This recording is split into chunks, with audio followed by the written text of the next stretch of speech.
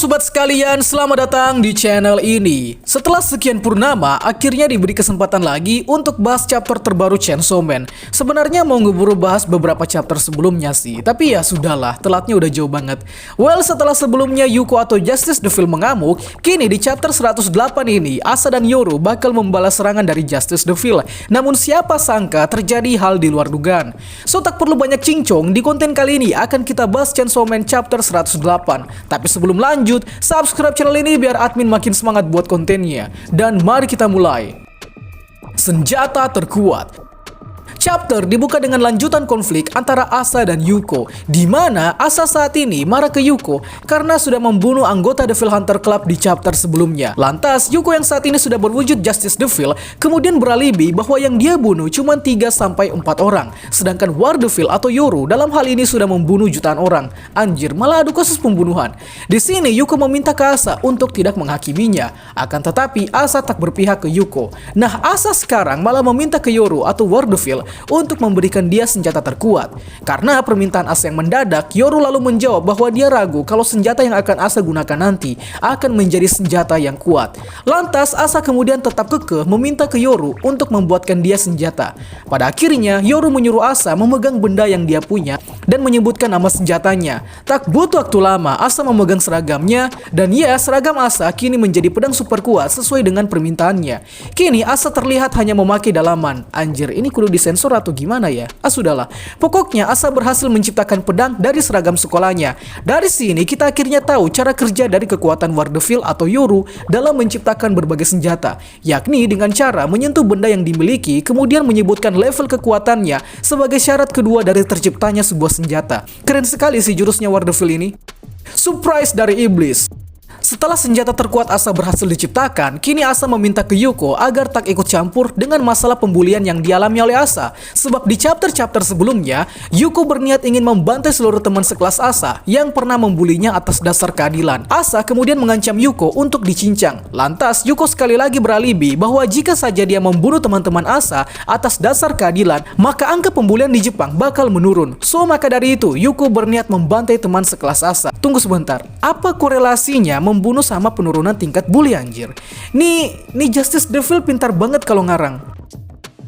Nah, simpelnya Yuko atau Justice Devil mau melakukan hal tersebut agar dia menjadi simbol perdamaian agar bisa bersaing seperti Chainsaw Man. Asa tentunya bingung dengan pernyataan Yuko. Lantas Yoru atau War Devil lalu bertanya ke Yuko, apa saja yang sudah Yuko berikan kepada Justice Devil sebagai syarat kontrak. Yuko lalu menjawab bahwa sejatinya tak ada yang dia berikan. Yang dia tahu hanya menerima apa yang diberi oleh Justice Devil. Oke, sedikit penjelasan. Jadi pada dasarnya syarat untuk melakukan kontrak dengan iblis, sang kontraktor diharuskan melakukan pertukaran setara. Seperti contohnya saat Denji menukarkan impiannya dengan Chainsaw Devil atau Pochita, kemudian Asa yang menukarkan kehidupannya dengan War Devil atau Yoru, dan Presiden Amerika yang menukarkan 1 tahun umur warga Amerika kepada Gun Devil. Tapi uniknya, Justice Devil tidak meminta pertukaran setara. Yang justru Justice Devil lakukan adalah sebuah penawaran. Kan aneh jadinya.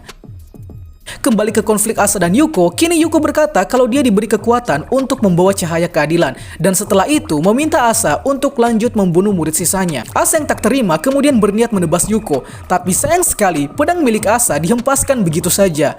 Yoru yang melihat Asa yang begitu payah tentu saja mengejeknya, tapi siapa sangka di luar dugaan serangan Asa tadi berhasil membuat Yuko tercincang dengan sangat brutal. Buset, sadis banget.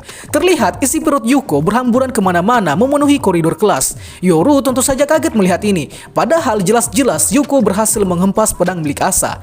Yoru lalu bertanya bagaimana bisa senjata milik Asa bisa sekuat itu, sebab selama ini Yoru membuat senjata yang efek kerusakannya hanya pas-pasan. Akan tetapi saat Asa membuat senjata, justru senjata yang dibuat memiliki efek yang sangat merusak.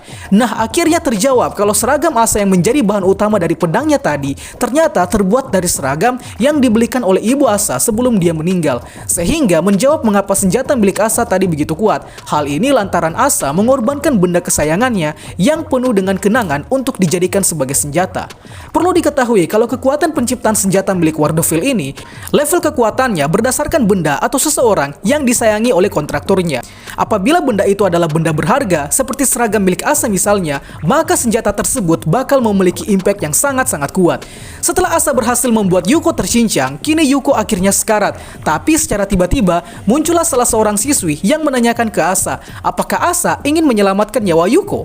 Lantas siswi misterius ini berkata bahwa dia bisa menyelamatkan Yuko jika saja Asa mau. Ya tentu saja Asa mau dong, dan ya siswi ini menunjukkan wujudnya yang sepertinya adalah seorang kontraktor iblis. Kemudian sang siswi misterius ini berkata ke Asa kalau ya apapun akan dia kabulkan untuk adiknya tersayang. Ini ada apa ini sebenarnya? Kok random banget? Tiba-tiba muncul terus berniat ingin menghidupkan Devil yang habis dibunuh. Ditambah lagi siswi misterius ini memiliki mata seperti Makima. Lantas siapa dia sebenarnya?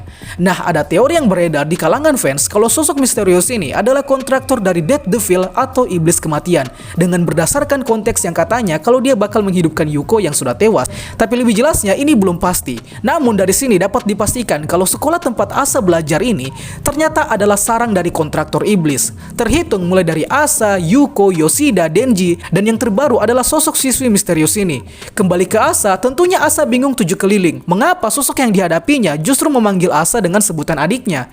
Kemudian beralih ke lapangan sekolah, para siswa yang ada di dalam kelas tadi kemudian mengungsi ke lapangan. Di lapangan, para siswa dari anggota Devil Hunter Club sudah bersiap untuk menghadapi iblis yang muncul di sekolah.